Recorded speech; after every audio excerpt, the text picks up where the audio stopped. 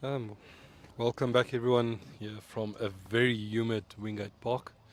As the sun rises higher, so does the humidity today. But still, the bowls are just as hot. On our featured game, we now have Annelie de Jager versus Natalie Botha. Natalie started off very strongly. It's 11-2, 11-3 after 9 ends.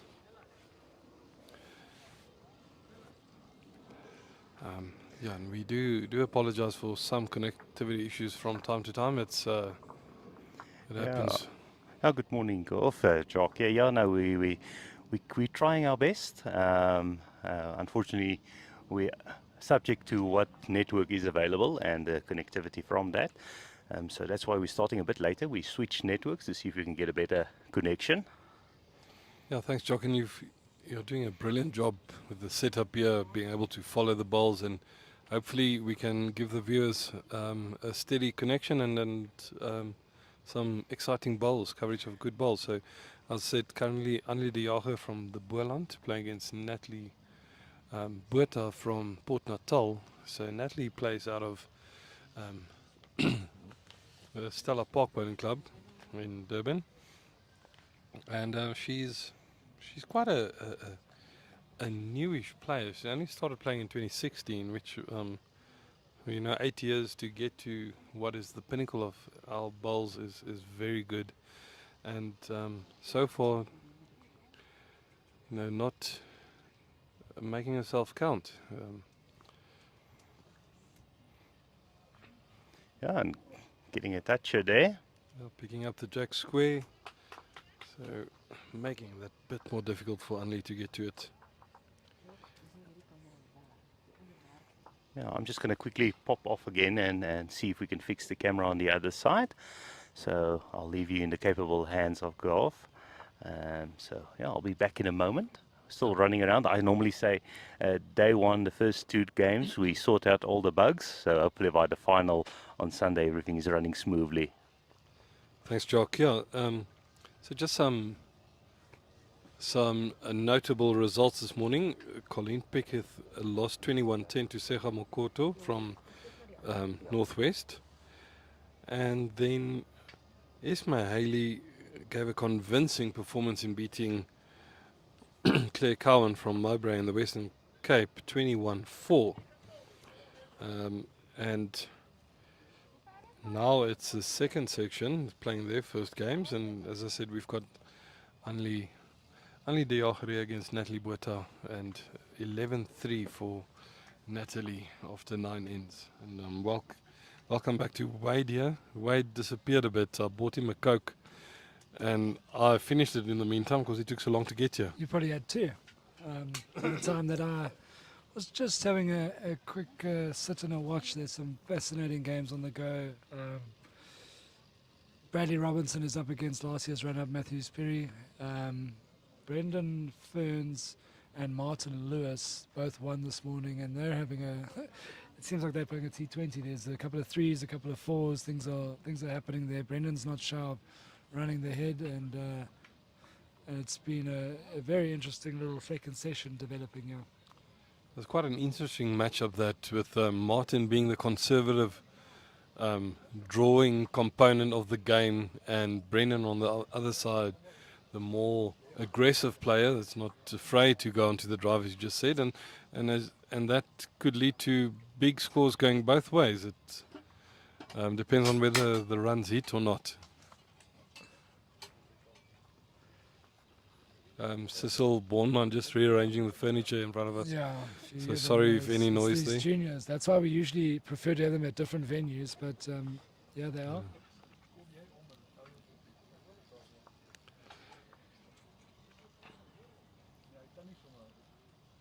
Yeah, so Natalie Botha's got out to a fast start here. She seems to have found it nice and quickly. But only drew a very good shot there. It's just a bit difficult with the camera angle from our side and then these aforementioned juniors blocking our view. And it's two big lads. So if they stand in front of you, you don't see much. They should be playing rugby, not bowls. Yes. Prop en hooker.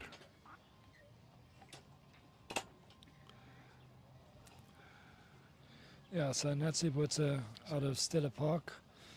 Her hobbies are bowls and reading, so not bad if bowls is your hobby, and it's she's pretty decent at her hobby. It's not like an amateur painter or something. Oh, well, let's be honest. For most South African bowlers, it is just a hobby. No one's making a living here. But yeah, it's two relaxing hobbies. But as you said earlier, bowls at a high level does become a bit.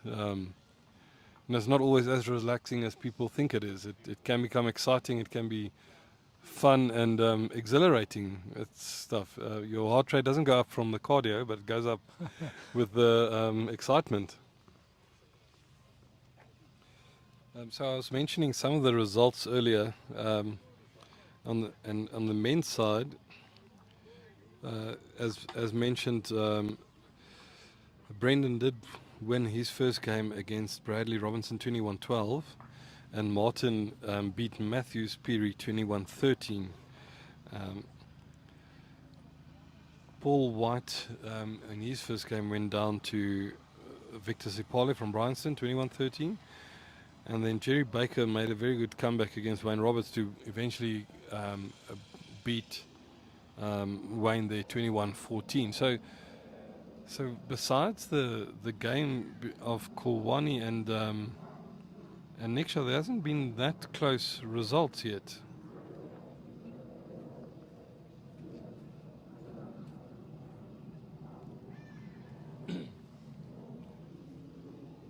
But I suspect we'll see a few 21-20s throughout the weekend as the bowlers get accustomed to the greens. The heads become tighter and the games become... Yeah, the only small dynamic is that they are bouncing around between the A and the B greens, so there's only that little adjustment. But I suppose after this morning's, sort of conditions wore off and it's gotten a bit hotter, then we're going to get to pretty equal speeds and so it'll be a very level playing field, you feel. So I must say it's a welcome breeze coming across the greens now. It's very humid here in Pretoria today, and it's even with the overcast conditions, you do feel the sun. So I think the bowlers are grateful that there's a slight breeze coming across the green just to cool them down. On our what do you call showcase rink at the moment, it's Annelie holding shot and coming in for what seems to be the shot now. So currently holding 2. She'll have to do a bit to come back from 12-3 down. But as we said earlier, in a game of 21 up, if the person that built a good lead up early loses their concentration, it can disappear quite quickly. I know because I threw a league game away. We were up 21-5 in the last league game. We lost that game 27-22. So I know how quickly a good lead can disappear on you. Yeah, and just look at Natalie. She's, hasn't been playing for all that long. I think this is about her 7th year or 8th year or so, and she's already progressed quite nicely through the ranks, and she's certainly got a steady draw on her, drawing inside of that ball by Annelie to hold the shot. Yeah, and Annelie feeling the pressure dropping short with her last ball. Let's see if Natalie can replicate her previous ball. She's got a lovely smooth delivery, which is nice to see. It's everything's in place. She gets it away very nicely. Helps with good weight control. Just pulling up a bit there. Great line. But it's interesting that you mentioned that. The top bowlers, they all have these smooth deliveries, no jerky movements. It's a nice pendulum action, and the ball comes out smoothly and very just makes for less room for error. But there, Annelie plays a cracker. A very aggressive shot, and she reaps the rewards. Takes the shot ball out, holds 2. You feel? Yeah, it should be 2 shots now. Let's see what the marker puts up. He doesn't. He's very secretive about what's going on. Nothing away there. Marco just waiting for confirmation from the players. It looks like 2 from our point of view, but Natalie taking out the shot bowl, and it's 2 shots, I think. Yeah, 2 shots, so 12-5 after 11 ends to Natalie Botha.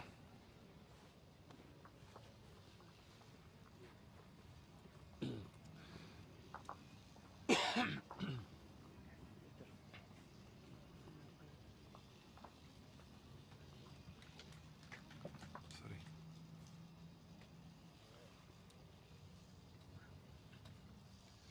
So Annelie comes from Bredasdorp in the Boland. She's been playing for quite some time, came through the junior ranks as well, and married to a quite capable bowler as well, Stefan de Jager, who's also been, playing at quite high levels in the junior masters before as well, and he's recently returned to bowls after a bit of a hiatus.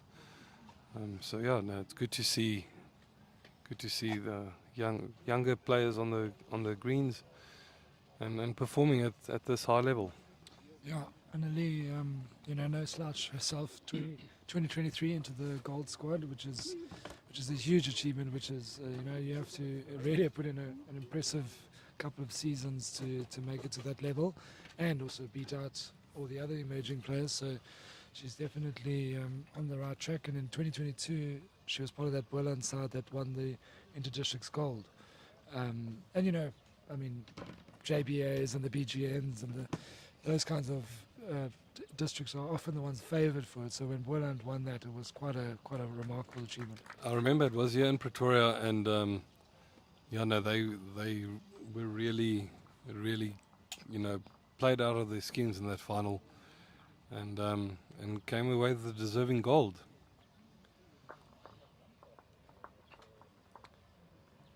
It's always interesting to find out what distances these players travel in the Boland. I always thought the Boland's a small district, but I hear they travel something like 300 kilos for a league game. So it's good to see that even with those, challenges, if you can call it that, there's still an active and strong bowlers coming from that district.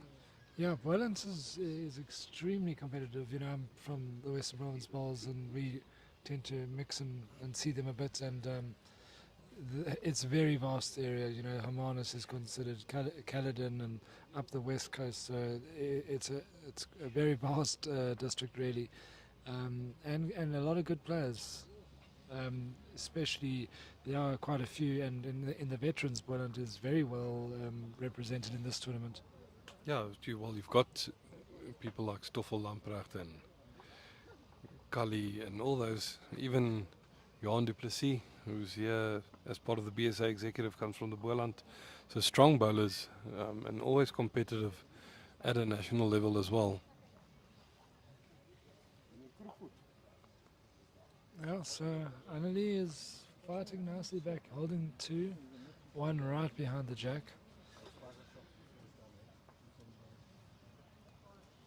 On the rink next door to Annelie and Natalie, we've got an all Port Natal game. Paul White is currently down 15-7 against Wayne Roberts. And Wayne just drew the shot there as well.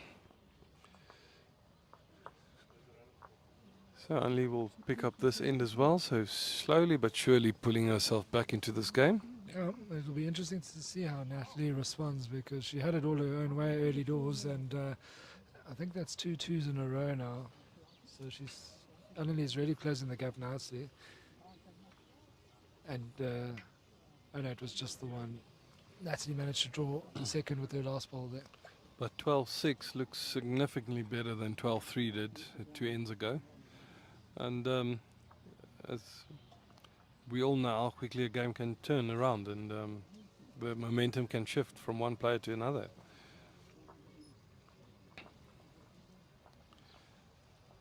We also have Jerry Baker playing Victor Zapali here.